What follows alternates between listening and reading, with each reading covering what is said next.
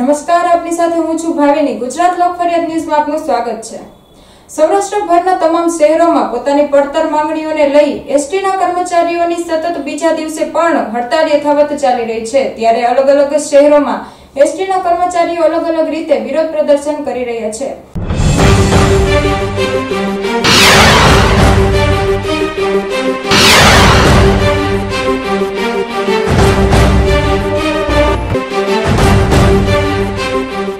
ત્યારે રાજકોટમાં પણ એસટી ડેપોમાં એસટીના કર્મચારીઓ સમૂહમાં મુંડન કરાવી વિરોધ પ્રદર્શન કરી રહ્યા છે। ત્યારે રાજકોટથી વધુ વિગત માટે અમારા સંવાદદાતા આરજી સરવૈયા જોડાઈ રહ્યા છે।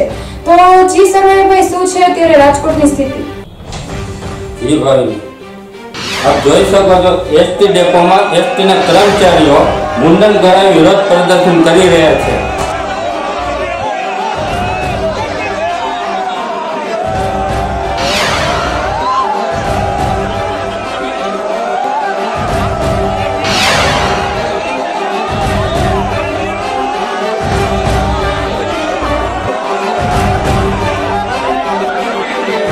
રાજકોટમાં અત્યારે એસટી ડેપોમાં એસટીના કર્મચારી સમૂહ મુંડન કરાવી વિરોધ કરી રહ્યા છે।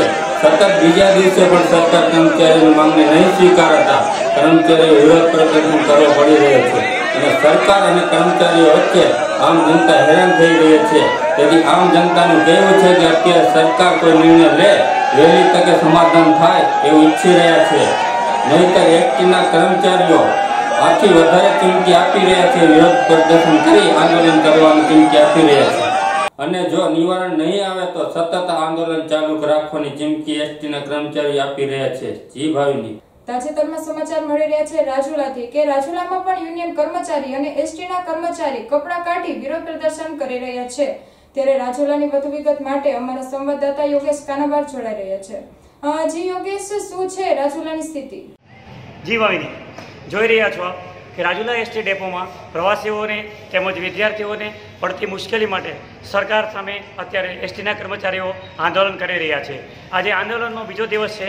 સરકાર તરફથી કોઈ સાંઠગાંઠ થઈ નથી। અત્યારે એસટી અને કર્મચારીઓ ખૂબ જ ઉગ્ર રોષ વ્યક્ત કરી રહ્યા છે। ગામે ગામથી શહેરોમાંથી તેમનું ઉગ્ર આંદોલન ચાલી રહ્યા છે। કોઈ જગ્યાએ મુંડન કરાવ્યા છે, કોઈ જગ્યાએ અર્ધનગ્ન નથી અને સરકારનો વિરોધ કરી રહ્યા છે। ત્યારે સરકાર તરફથી વહેલામાં વહેલી તકે આ મડાગાંઠ છે, આ સાંઠગાંઠ છે એ વહેલી તકે યોગ્ય થાય તેવું કર્મચારીઓ તેમજ શહેરીજનો ઈચ્છી રહ્યા છે। 7મા પગાર પંચ માટે આંદોલન શરૂ છે। અમારા 13 મુદ્દા છે, ઉપરથી અમને સૂચના ઉપરથી યુનિયનની છે, એ સંકલન સમિતિની પ્રમાણે આંદોલન ચાલુ છે અમારું, અને હજી અમારા પ્રશ્નોનું નિરાકરણ નહીં આવે ત્યાં સુધી અમારું આંદોલન ચાલુ જ રહેશે અને પ્રાઇવેટીકરણ બંધ કરે અને 13 મુદ્દા છે એનું નિરાકરણ લાવે સરકાર જેમ બને વહેલી તકે। સીએમ સાહેબે કાલે બહુ રૂઢી રીતે કહી દીધું એસટી નુકસાન કરતી છે એટલે એને 7મું પગાર પંચ ના મળે તો નુકસાનકારક તમારો આયોજન જે છે એને હિસાબે જ નુકસાન કરે છે એસટી। તમારી જે બ્લુ એસી ગાડી મૂકેલી છે, વોલ્વો વ્હાઇટ મૂકેલી છે, એની અંદર કેટલા પ્રવાસી મુસાફરો જાય છે એ છે જો પ્રાઇવેટીકરણ બંધ કરવાનું। નાના માણસને એસટીની જરૂર છે, ગામડામાં વિદ્યાર્થીને એસટીની જરૂર છે। આજે એક ડોશીમાં અહીંયા બેઠા હતા, એને પૂછ્યું માં તમારે ક્યાં ગામ જવું તો કે ટીંબી, એટલે મેં એને પૂછવા ખાતર પૂછ્યું માં હમણાં એસી ગાડી આવશે એમાં તમે ટીંબી વયા જજો। તો એ માજીએ મને એવો પ્રશ્ન કર્યો, બેટા એમાં ભાડું શું લે? તો મેં કીધું 70 રૂપિયા લેશે માજી।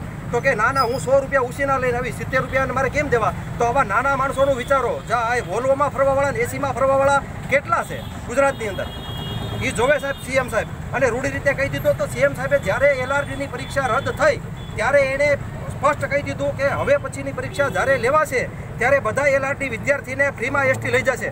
તો આવું એક અમારા માટે કહી દે કે 7મું પગાર બંધને 13 માંગણી છે એ અમે સ્વીકારી લઈએ છીએ, તો અમે બધા એની હારે જ છીએ। સરકાર તમારી વિરોધમાં નોટિસ કાઢશે તો શું કરશે?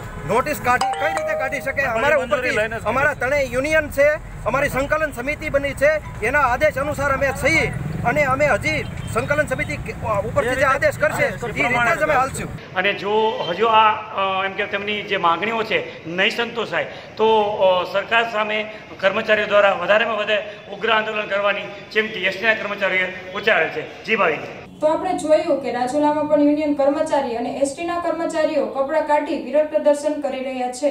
તો સરકાર અને એસટીના કર્મચારીઓ વચ્ચે આમ જનતા હેરાન પરેશાન થઈ રહી છે। ત્યારે આમ જનતાની સરકાર શ્રી અને એસટીના કર્મચારીઓને અપીલ છે કે વહેલી તકે સમાધાન કરી નિરાકરણ લાવે અને જો નિરાકરણ વહેલી તકે લાવવામાં નહીં આવે તો એસટીના કર્મચારીઓ આંદોલન વધુ ચલાવવાની ચીમકી પણ આપી રહ્યા છે। તો હવે સરકાર એસટીના કર્મચારીઓની માંગણી સ્વીકારશે કે કેમ તે હવે જોવું જ રહ્યું। તો આવા જ વધુ અપડેટ માટે જોતા રહો ગુજરાત લોક ફરિયાદ ન્યૂઝ રાજકોટ અને અમારી યુટ્યુબ ચેનલ પણ સબસ્ક્રાઇબ કરો GUJ લોક ફરિયાદ ન્યૂઝ રાજકોટ। અવાજ તમારો, કલમ અમારી। નમસ્કાર।